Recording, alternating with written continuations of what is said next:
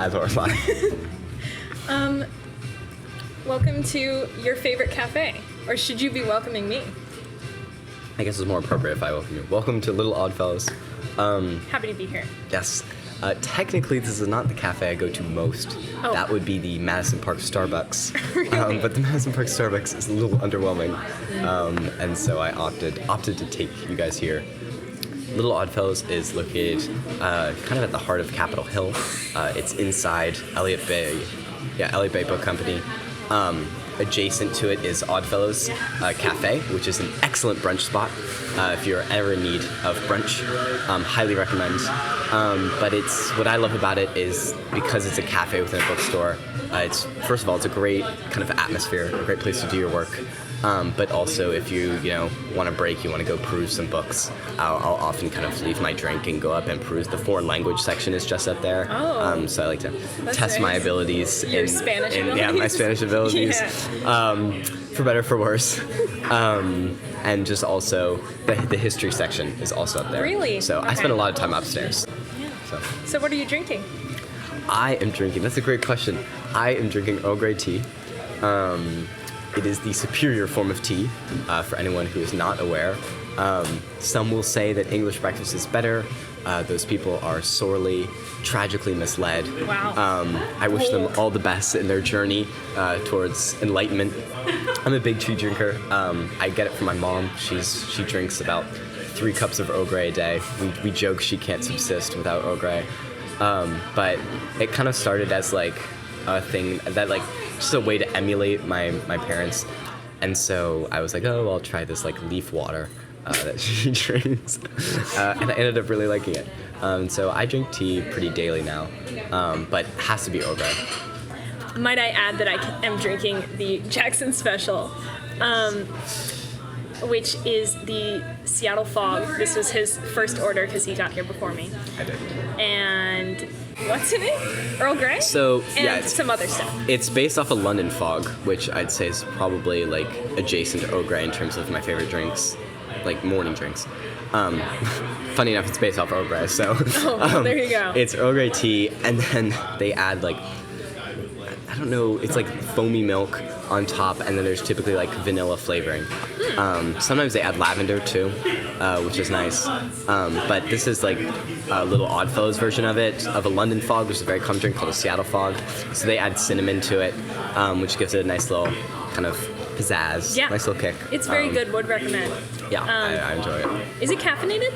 It is caffeinated. What? You didn't tell me that. I have very low caffeine tolerance. I also have very low caffeine tolerance. Okay, well, but we'll suffer together. Exactly. Yeah. That's fine. Cheers to that. That was really loud.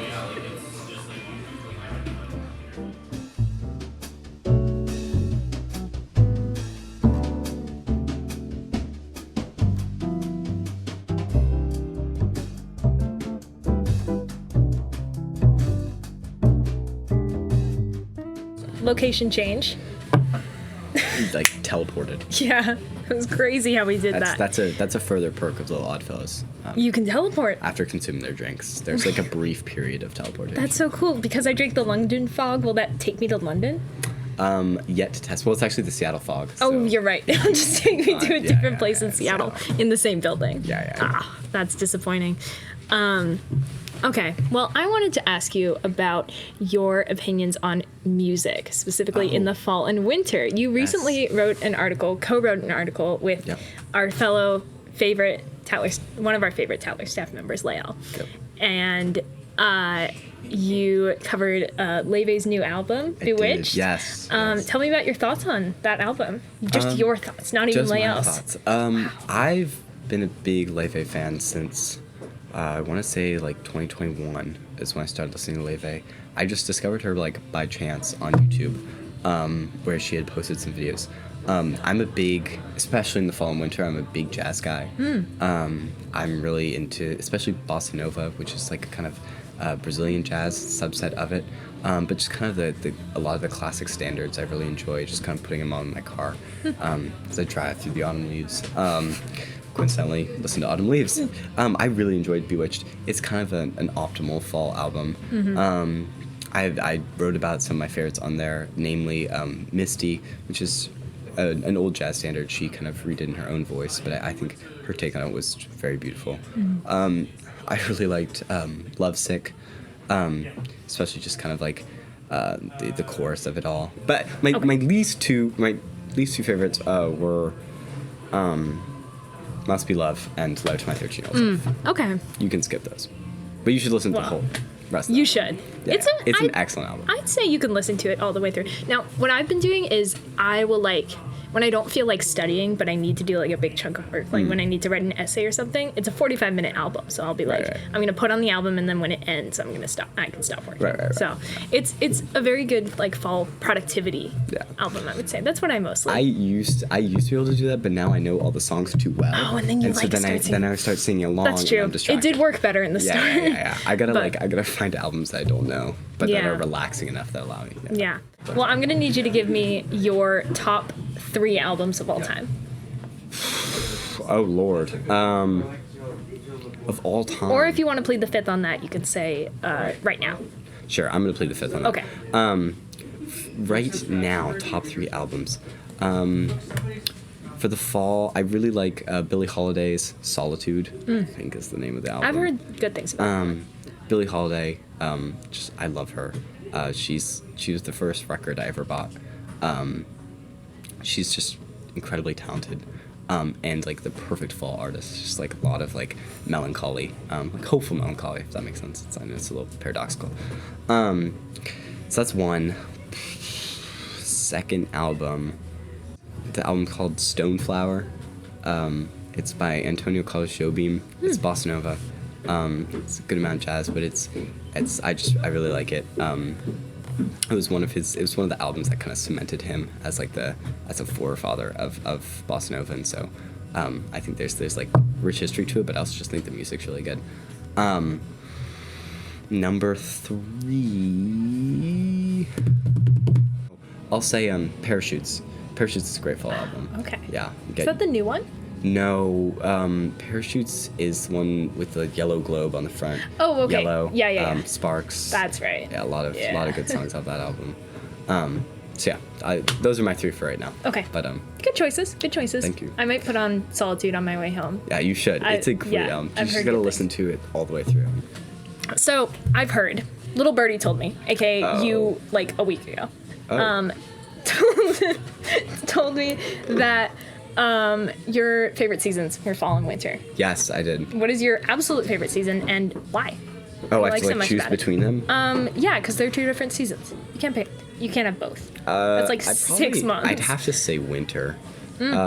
Really? Firstly, Controversial choice. My birthday is, I'm a December baby, so first of all, for my own narcissistic reasons, I have to say winter. But no, in all honesty, I love the fall, but the winter is just, I don't know, less so here because it doesn't snow, but like there's just a certain East Coast winters. air. Yeah, exactly. I go to the East Coast most winters anyway to see family, and there's a certain air to winter there, especially to Christmas time there. Winter's synonymous with Christmas time for me. Like January, February, I just forget it. That's barely even winter, honestly. Yeah, exactly. Yeah. So there's just something so special about that time of year that I really enjoy. It's also ski season. I really love skiing. I really enjoy kind of like any time I get to go out in the mountains. And it's always during winter. Okay, what's your favorite book of all time? Probably a 2-way tie. One is The Fountainhead by Ayn Rand. That's it's so like depending on the month, these 2 books will like rise, like it ebbs and flows. But right now it's probably The Fountainhead by Ayn Rand.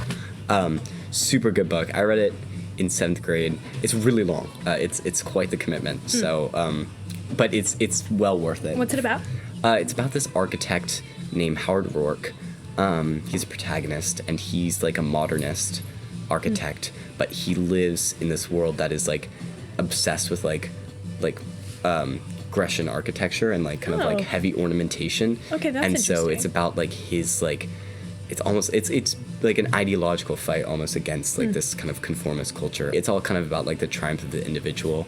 So I just really enjoyed the story. And then my other favorite book is For Whom the Bell Tolls by Ernest Hemingway.